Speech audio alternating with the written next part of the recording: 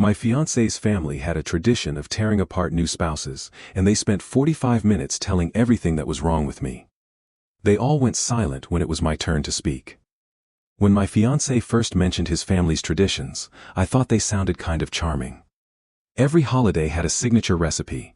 Every birthday came with the same homemade cake. Every wedding included a family dinner the night before the ceremony. It all sounded sweet, until he hesitated before describing one final tradition. He called it the welcome table.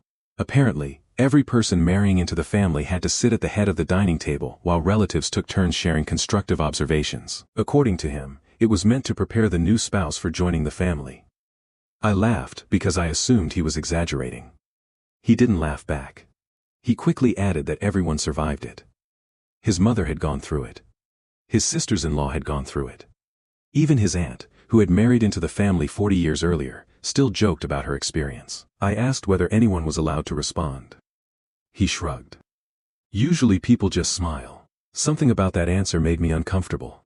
Still, he insisted it was harmless. He promised no one actually meant to hurt anyone.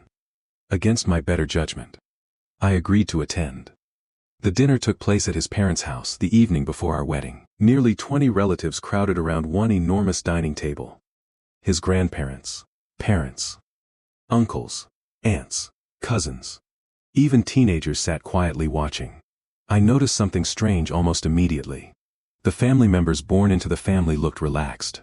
The spouses looked tense, almost nervous, like they already knew exactly what was about to happen. Dinner itself was pleasant. People laughed, shared old family stories, passed around homemade desserts. For a while, I convinced myself I'd worried over nothing.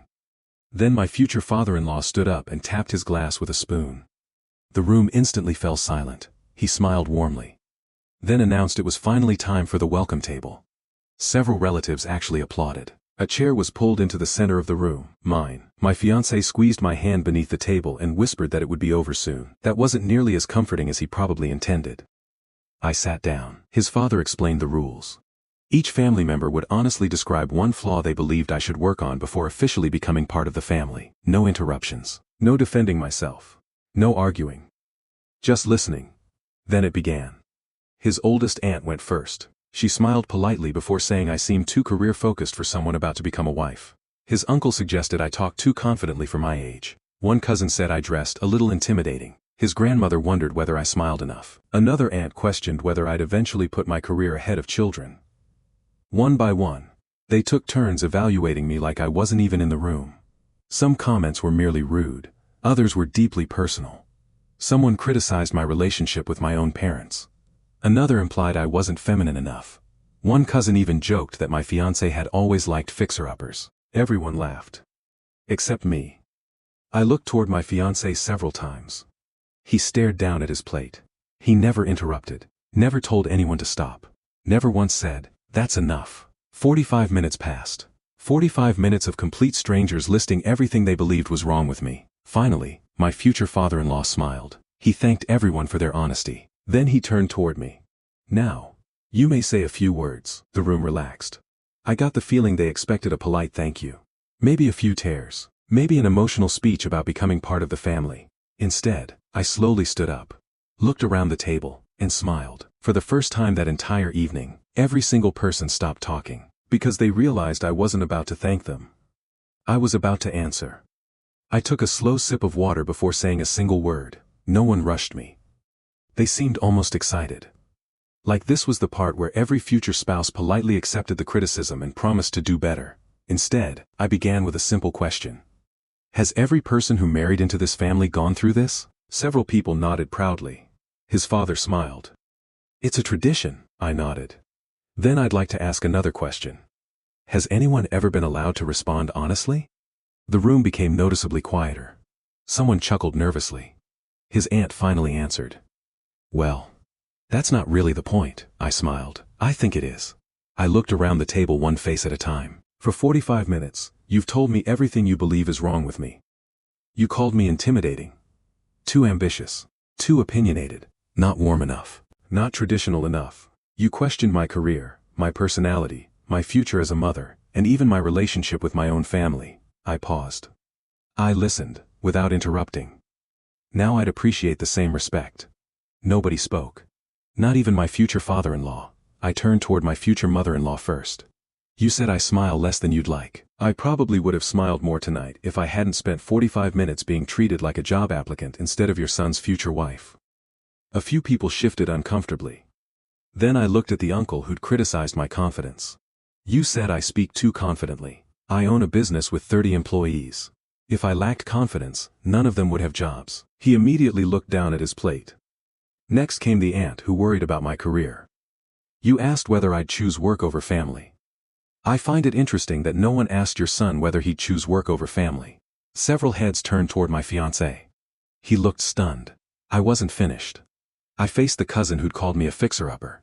You joke that your cousin likes projects. I hope someday you find someone who loves you enough that nobody sitting at this table ever feels comfortable calling them broken. His face turned bright red. Silence spread across the room. The comfortable laughter from earlier had completely disappeared. Then I looked directly at my future father-in-law. You've called this tradition. I'd call it something else. He raised an eyebrow. What would you call it? I answered without raising my voice. A loyalty test. The room froze. You aren't testing whether new spouses can accept feedback.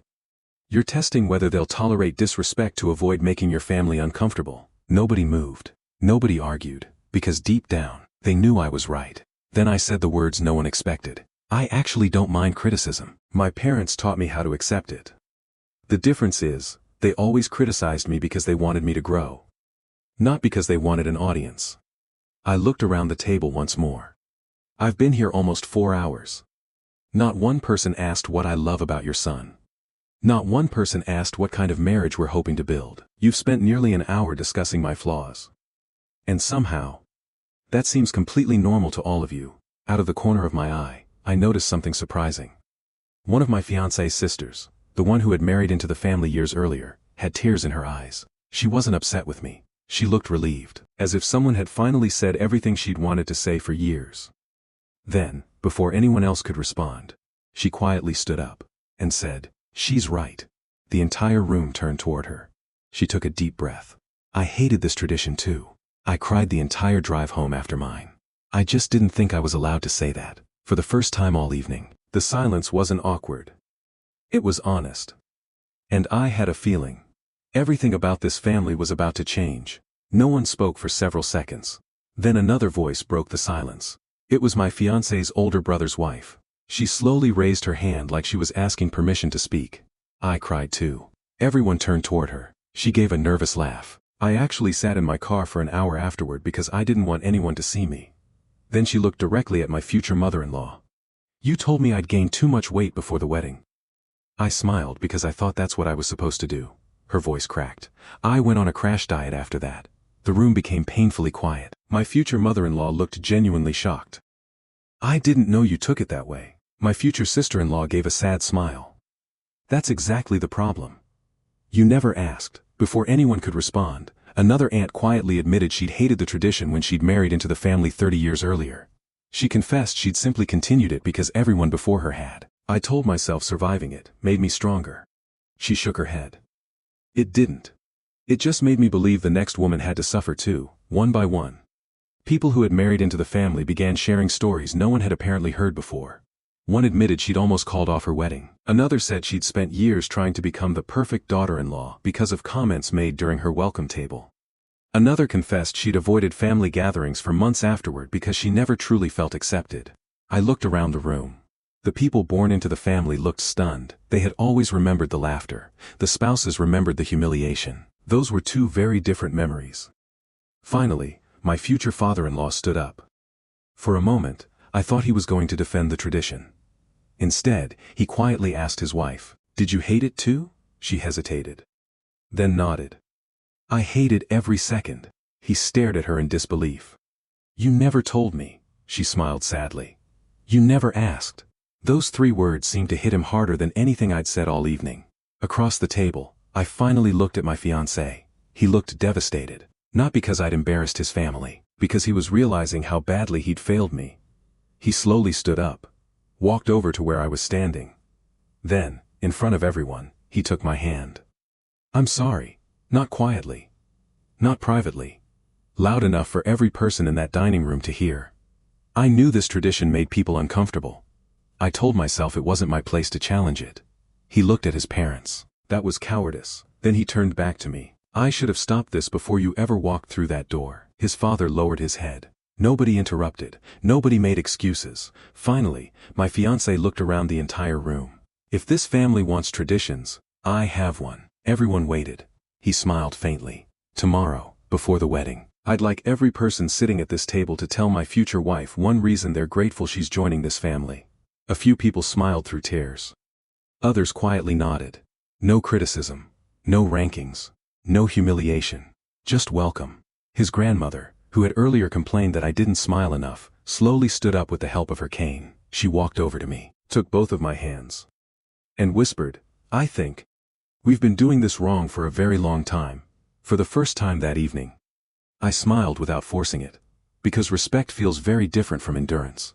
And for the first time since arriving, I finally felt like I was about to marry into a family instead of standing trial before one.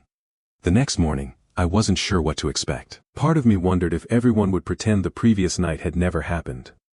Instead, when we arrived at the venue, my fiancé's father asked if everyone could gather for a few minutes before the ceremony. The same people who had sat around the welcome table the night before now stood together in a quiet garden outside the chapel. There was no special chair, no audience, no spotlight. My future father-in-law looked at me, then took a deep breath. I've been thinking all night, he paused. I always believed this tradition made people stronger. What I realized is, it only made people quieter. He turned toward the rest of the family. That's not the kind of family I want to leave behind. Then, in front of everyone, he picked up the printed booklet that described the family's wedding traditions. He tore out the page about the welcome table, folded it in half, and dropped it into a nearby trash bin. No one else marries into this family like that. Not ever again. For a moment, nobody moved. Then my future mother-in-law walked over and hugged me. She apologized. Not with excuses, but with accountability. She admitted she'd repeated the tradition because she'd convinced herself that surviving it made it meaningful. Now she understood that surviving something doesn't automatically make it worth preserving. One by one, the others approached. The uncle who had criticized my confidence admitted he'd confused confidence with arrogance because he'd grown up believing women should always be modest. My cousin-in-law apologized for the fixer-upper joke and admitted he'd never expected anyone to challenge him publicly. Even my grandmother-in-law smiled warmly and said, I asked why you didn't smile enough. Now I realize I never gave you a reason to. Everyone laughed softly, not at me. With me. Then my fiancé reached into his jacket pocket. He pulled out a folded piece of paper. I know I already apologized last night, he said. But there's one thing I want everyone here to hear. He looked directly at me. When I asked you to marry me, I promised we'd face life as partners. Yesterday, I left you standing alone. I'll spend the rest of my life making sure that never happens again. He wasn't trying to impress anyone. He was making a promise in front of the people who had watched him fail. That mattered. The ceremony itself was beautiful. As I walked down the aisle, I noticed something unexpected. My future sister-in-law, the one who had admitted she'd cried after her own welcome table, was smiling through tears. After the ceremony, she hugged me. And you didn't just change your own wedding. You changed every wedding after yours. Months later, that turned out to be true. My fiancé's younger cousin became engaged. When her fiancé met the family, there was no welcome table. Instead, everyone gathered in the backyard for dinner. After dessert, my father-in-law stood up with a glass in his hand. For a split second, the room grew quiet. Then we used to have a tradition of telling new family members everything we thought was wrong with them. I'm grateful we don't do that anymore. Instead, he invited everyone to share one thing they admired about the groom. The young man looked overwhelmed, not because he was being judged, because he was being welcomed. Driving home that night, my husband reached over and took my hand.